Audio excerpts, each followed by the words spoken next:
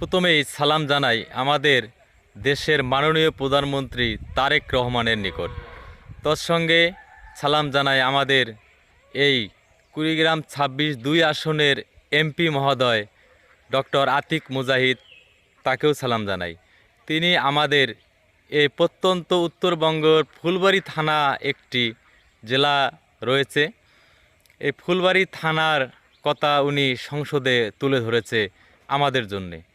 আমাদের এই প্রত্যন্ত অঞ্চলের রাস্তাঘাট এতই খারাপ, দেখেন এই ব্রিজটা অনেক দিন আগে করেছিল, ব্রিজটা রেলি ভেঙে যাওয়াতে এই এলাকার বাচ্চা কাচ্চা স্কুলে যেতে পারেন না এবং রাস্তাঘাটও ভালো নেই। এই ব্রিজটি হলো কাশীপুর ইউনিয়নে, কাশীপুর ৯ নং ওয়ার্ডে।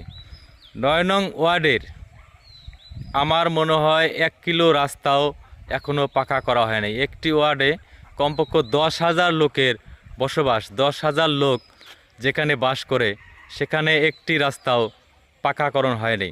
রাস্তাগুলোর চিত্র আমি আপনাদের সামনে তুলে ধরব, আপনারা দেখবেন। তৎসঙ্গে এখানে আমাদের কাশীপুর ডিগ্রি কলেজের একজন প্রভাষক আমার শ্রদ্ধেয় চাচা, ওনার মুখ থেকে আমরা কিছু শুনতে চাই। চাচা, আপনি কিছু একটা বলেন। আসলে এখানে বলার কিছু নাই। ৯ নম্বর ওয়ার্ডের মধ্যে আমাদের যে এই ৯ নম্বর ওয়ার্ডটা, এটা ফুলবাড়ী থানা থেকে বলা চলে যে সম্পূর্ণরূপে বিচ্ছিন্ন। স্বাধীনতার পর থেকে এ পর্যন্ত যেখানে একটা ওয়ার্ডের মধ্যে ৯-১০,০০০ লোকের বসবাস, সেখানে একটি রাস্তাও এ পর্যন্ত পাকা আমরা পাই নাই। এখানে ছাত্রছাত্রী থেকে, স্কুলের পড়ুয়া ছাত্রছাত্রী থেকে শুরু করে সাধারণ মানুষ, কর্মজীবী মানুষ যারা অটো ভ্যান চালিয়ে খায়, তারা এই বর্ষার সময় যে চলে আসছে, তাদের এই অবর্ণনীয় দুর্দশা বলার মতো নয়। কারণ যে রাস্তাটি আমরা প্রতিনিয়ত চলাচল করি, যে রাস্তাটি দিয়ে প্রায় ৪-৫ হাজার লোকের বসবাস, সেই রাস্তাটি এখনই, বৃষ্টি শুরু হয় নাই তার আগেই অনুপযুক্ত হয়ে গেছে।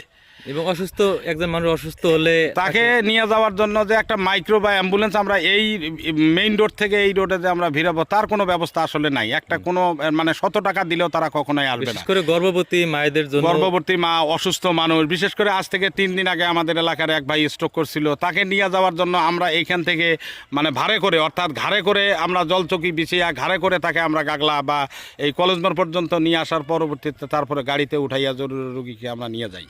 তা আসলে এই দুর্দশা বলার মতো নাই।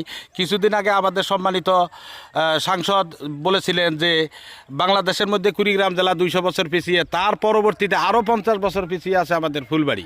আসলে এই ফুলবাড়ি প্রত্যন্ত অঞ্চলে, এটার দিকে সকলের দৃষ্টি দেওয়া উচিত। এই প্রত্যন্ত অঞ্চলগুলো থেকেই আজকে আতিক মুজাহিদের মতো শত শত আতিক মুজাহিদ এখানে আছে, যারা সুযোগ সুবিধা পেলে তারা এইখান থেকে, কাশীপুর ডিগ্রি মহাবিদ্যালয় নামে এখানে একটা বড় ডিগ্রি কলেজ